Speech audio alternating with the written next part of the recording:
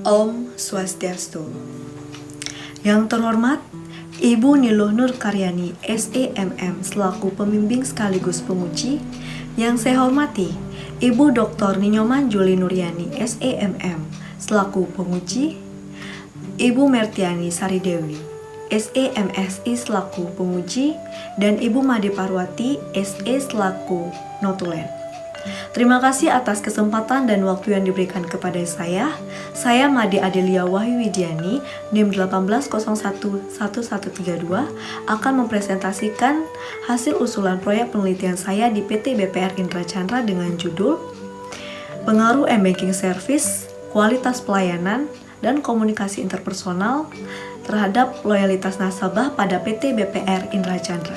Perbankan merupakan suatu lembaga di bidang jasa keuangan. Saat ini, banyaknya persaingan perbankan untuk mencapai dan mempertahankan loyalitas nasabah. Salah satu inovasi yang digunakan perbankan untuk mencapai loyalitas nasabah itu adalah mengikuti era teknologi yang sangat pesat saat ini. Dan salah satu upaya yang dilakukan perbankan untuk mengikuti era digital ini yaitu memanfaatkan internet banking. Pengoptimalan elektronik banking bisa digunakan seperti internet banking, SMS banking, call center, dan juga platform digital. Platform digital ini ada contohnya yaitu WhatsApp, Telegram, Instagram, dan lainnya. Platform digital digunakan untuk memasarkan produk-produk perbankan ataupun bisa menginformasikan untuk jasa-jasa keuangan dan juga penjaminan lembaga penjamin simpanan keuangan seperti OJK. Dengan adanya inovasi-inovasi era digital saat ini, BPR Indra Chandra juga meluncurkan produk baru dengan visi mereka yaitu menjadi bank pilihan utama yang terpercaya dan terdepan dalam teknologi dan inovasi serta berkontribusi aktif meningkatkan kesejahteraan masyarakat, terus berinovasi mengikuti perkembangan teknologi dan memberikan mutu pelayanan kepada nasabahnya. Dalam visi ini, maka diluncurkan produk BPR Indra Chandra yaitu Indra Mobile. Indra Mobile sendiri bisa mempermudah transaksi nasabah di perbankan seperti transfer ke bank umum ataupun sesama BPR Indra Chandra, pembelian pulsa, listrik, dan juga PPUB lainnya. Tidak hanya itu, saat ini Indra Mobile juga bisa diupdate oleh iOS. Namun nasabah belum banyak yang menggunakan aplikasi Indra Mobile ini karena adanya kekurangan dalam aplikasi Indra Mobile ini, yaitu nasabah ataupun pengusaha itu harus mengupdate ataupun mendaftarkan diri langsung ke kantor ataupun langsung lewat karyawan BPR Indra Chandra yang jemput bola ke rumah-rumah nasabah dan ke tempat-tempat nasabah. Namun banyak nasabah BPR Indra Chandra yang tidak memiliki banyak waktu untuk bisa mendaftarkan diri melalui karyawan ataupun langsung datang ke kantor.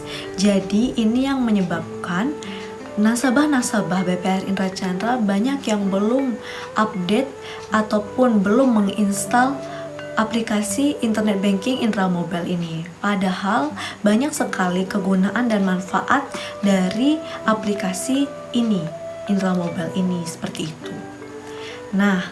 Tidak hanya itu, kekurangan pelayanan dalam PT BPR Indra Chandra yaitu yang dulunya petugas tabungan di dalam satu wilayah yaitu 2 orang petugas yang menjemput bola sehingga nasabah bisa merata menabung ataupun menarik dananya dengan karyawan itu sendiri.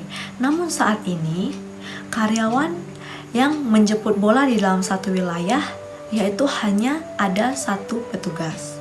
1 petugas ini tidak juga setiap hari menjemput atau datang langsung ke tempat nasabah. Namun, 1 petugas ini itu diberikan jadwal dalam 1 minggu yaitu 2-3 kali ke tempat nasabah berkunjung. sehingga menyebabkan banyak sekali komplain dari nasabah karena tidak adanya kepuasan dari nasabah yang ingin dijemput ataupun yang mengalami kesibukan tidak bisa datang langsung ke kantor untuk menyetorkan dananya. Seperti itu. Kemudian yang kedua, adanya kekurangan dalam komunikasi interpersonal antara nasabah dengan karyawan frontliner PT BPR Indra Chandra. Salah satunya yaitu dalam penyetoran uang nasabah ke PT BPR Indra Chandra. Dalam penyetoran uang di PT BPR Indra Chandra akan dikenakan limit oleh PT BPR Indra Chandra. Sehingga dalam penyetoran dana yang banyak, nasabah harus mengantri dan menunggu ataupun diarahkan ke bank umum lainnya untuk menyetorkan dana yang begitu banyak. Karena melebihi limit penyetoran dalam penyetoran dana uang tunai langsung ke BPR Indra Chandra sendiri. Seharusnya dalam penyetoran uang tidak adanya dikenakan limit. Masalah atau fenomena yang saya temukan di PT BPR Indra Chandra seperti 3 faktor variabel di atas, yaitu kualitas pelayanan, komunikasi interpersonal, dan juga kurangnya adanya pengetahuan dari nasabah terkait dengan teknologi ataupun aplikasi internet banking Indra Mobile tersebut. Kemudian saya merumuskan masalah, yaitu pertama, apakah m-banking service berpengaruh terhadap loyalitas nasabah di PT BPR Indra Chandra? Yang kedua, apakah kualitas pelayanan berpengaruh terhadap loyalitas nasabah di PT BPR Indra Chandra? Yang ketiga, apakah komunikasi interpersonal berpengaruh terhadap loyalitas nasabah di PT BPR Indra Chandra? Sehingga tujuan penelitian saya ini yaitu yang pertama, untuk mengetahui pengaruh m-banking service terhadap loyalitas nasabah di PT BPR Indra Chandra. Yang kedua, untuk mengetahui kualitas pelayanan berpengaruh terhadap loyalitas nasabah di PT BPR Indra Chandra. Dan yang terakhir, komunikasi interpersonal berpengaruh terhadap loyalitas nasabah di PT BPR Indra Chandra. Selanjutnya saya akan menjelaskan terkait definisi-definisi antar variabel. Yang pertama, definisi variabel m-banking service. M-banking service merupakan kualitas layanan perbankan dengan media elektronik yang digunakan untuk mempermudah layanan dan transaksi di perbankan. Definisi dari m-banking service memiliki indikator 3, yaitu kepercayaan, kemudahan, dan kualitas informasi. Yang kedua yaitu kualitas pelayanan. Kualitas pelayanan memiliki definisi yaitu upaya pemenuhan konsumen dengan memperhatikan karakter konsumen itu sendiri. Dari definisi kualitas pelayanan memiliki 5 indikator, yaitu keandalan, ketanggapan, berwujud, jaminan, dan juga empati. Selanjutnya, definisi komunikasi interpersonal. Komunikasi interpersonal adalah komunikasi 2 orang atau lebih untuk menyampaikan atau pertukaran informasi, pernyataan, dan juga saling keterbukaan. Ada 5 indikator dari definisi komunikasi interpersonal. Yang pertama, keterbukaan. Yang kedua yaitu dukungan. Ketiga, sikap positif. Yang keempat itu empati, dan yang kelima kesetaraan. Definisi dari loyalitas. Definisi dari loyalitas tersebut yaitu komitmen dari pelanggan ke bank untuk memakai ataupun bertransaksi secara berulang. Ada 4 indikator dari definisi loyalitas nasabah itu, yaitu yang pertama bertransaksi secara berulang, yang kedua menunjukkan kekebalan tarikan dari pesaing, yang ketiga membeli di luar lini produk atau jasa, yang keempat mereferensikan produk kepada orang lain. Kemudian pengaruh-pengaruh antar variabel. Yang pertama yaitu pengaruh antar variabel m-banking service terhadap loyalitas nasabah. Pengaruh dari m-banking service terhadap loyalitas nasabah sangat-sangat positif dan juga signifikan. Bisa dilihat dari teknologi yang sekarang dari m-banking service yang sangat bisa menunjukkan atau meningkatkan loyalitas nasabah dengan memudahkan transaksi di perbankan itu sendiri. Yang kedua yaitu kualitas pelayanan. Kualitas pelayanan sangat berpengaruh signifikan kepada loyalitas nasabah. Karena semakin baik kualitas pelayanan itu dari perbankan, maka loyalitas nasabah akan semakin meningkat atau semakin dikenal dan juga ada di hati nasabah. Yang ketiga, komunikasi interpersonal. Dengan adanya komunikasi interpersonal ataupun keterbukaan dari karyawan perbankan dengan nasabah akan bisa membuat nasabah menjadi nyaman bertransaksi di perbankan dan juga meningkatkan loyalitas nasabah untuk datang lagi ke perbankan itu sendiri. Dengan adanya kerangka berpikir di samping, maka dapat dijelaskan bahwa pengaruh variabel M-Banking Service, kualitas pelayanan, dan juga komunikasi interpersonal akan berpengaruh kepada loyalitas nasabah. Maka dapat ditarik hipotesis dari kerangka berpikir tersebut, yaitu semakin baik M-Banking Service, maka semakin baik pula loyalitas nasabah di PT BPR Indra Chandra. Yang kedua, semakin baik kualitas pelayanan, maka semakin baik juga loyalitas nasabah di PT BPR Indra Chandra. Yang ketiga, semakin baik komunikasi interpersonal, maka semakin baik pula loyalitas nasabah di PT BPR Indra Chandra. Metodologi, lokasi penelitian yang saya ambil yaitu di PT BPR Indra Chandra yang berlokasi di Jalan Pramuka nomor 10, Kota Singaraja, Kabupaten Buleleng, Bali. Jenis data yang saya ambil yaitu ada dua, data kuantitatif dan data kualitatif. Data kuantitatif, seluruh informasi yang dikumpulkan di lapangan yang dinyatakan dalam bentuk angka-angka yang dapat dihitung. Dalam penelitian ini yang termasuk data kuantitatif adalah data perkembangan jumlah percetakan nasabah baru di PT BPR Indra Chandra dan seluruh data hasil penyebaran kuesioner pada nasabah PT BPR Indra Chandra yang digunakan untuk menguji hipotesis sendiri. Yang kedua, data kualitatif. Data kualitatif tidak dapat dinyatakan dalam bentuk angka-angka. Dalam penelitian ini yang termasuk dalam dua data kualitatif adalah sejarah perusahaan, struktur organisasi, tugas pokok dan fungsi, serta aktivitas PT BPR Indra Chandra. Sumber data yang saya ambil ada dua, data primer dan data sekunder. Data primer yaitu data yang langsung diambil di ahli perusahaan yang dikumpulkan secara khusus untuk menjawab pertanyaan penelitian yang sesuai dengan keinginan peneliti. Dalam penelitian ini, data primer yang digunakan yaitu loyalitas nasabah yang diperoleh melalui pembagian atau penyebaran daftar pertanyaan yaitu kuesioner yang diberikan kepada nasabah PT BPR Indra Chandra. Yang kedua, data sekunder. Data sekunder adalah data yang tidak langsung yang tidak didapat dari perusahaan. Contohnya yaitu berupa bukti atau catatan atau laporan historis yang telah tersusun dalam arsip-arsip dipublikasikan dan tidak dipublikasikan. Data sekunder ini dalam penelitian meliputi hal-hal yang berhubungan dengan topik penelitian yang diperoleh dari jurnal-jurnal dan sumber-sumber lain yang dapat dijadikan referensi untuk mendukung penelitian ini. Populasi dan sampel. Populasi dan sampel yang saya ambil di sini, yang pertama yaitu populasi.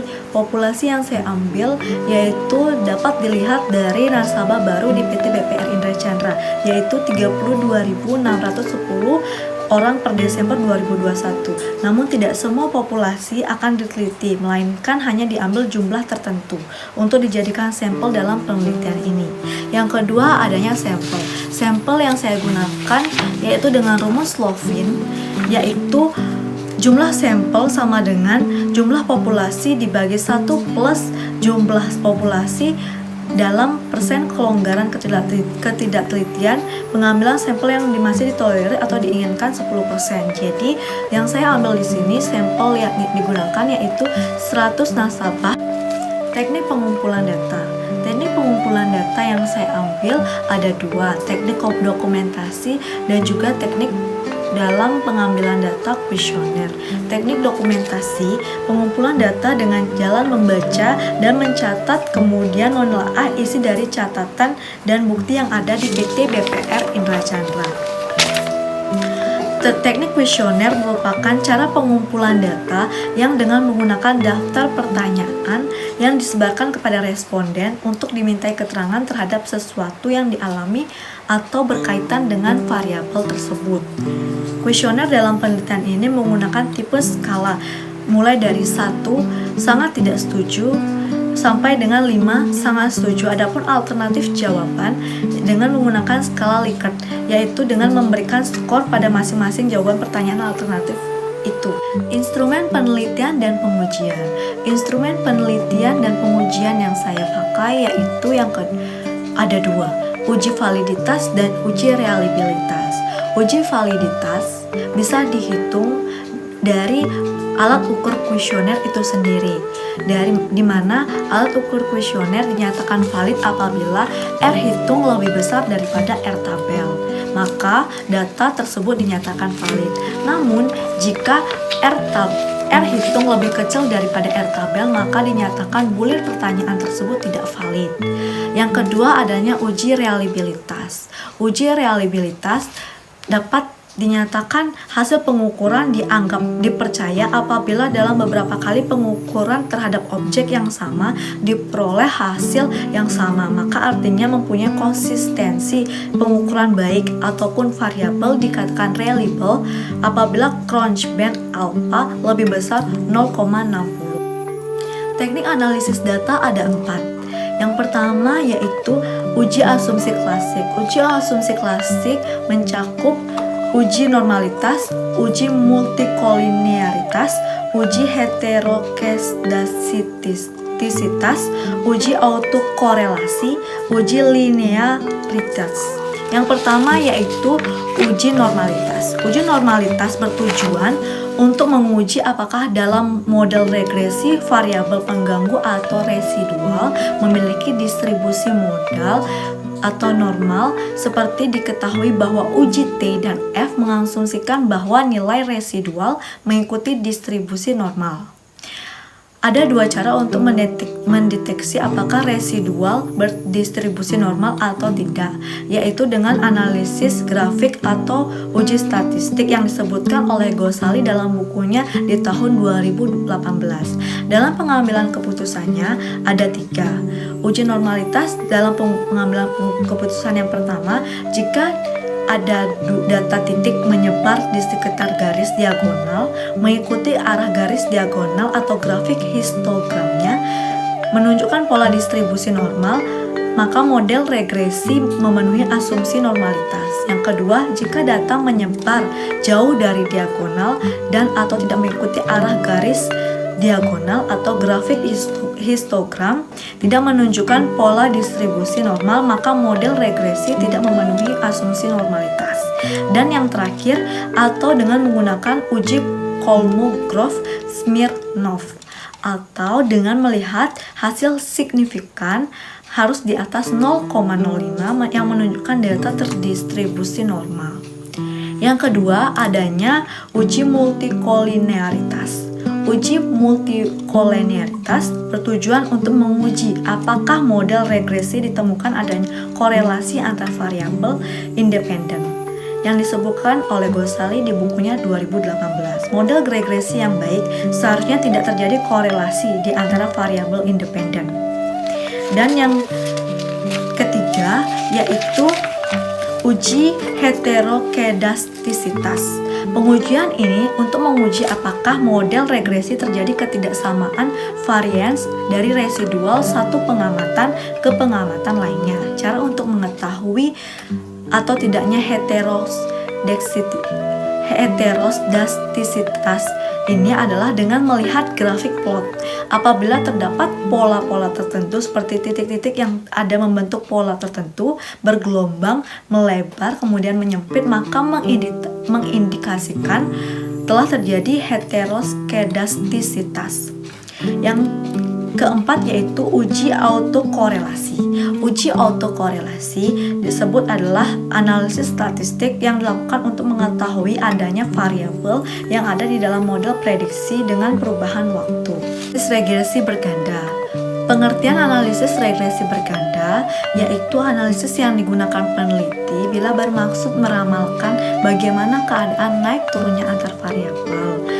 Bila dua atau variabel independen sebagai faktor predikator dimanipulasi dinaik turunkan nilainya, analisa ini bisa dipergunakan untuk menelaah atau bisa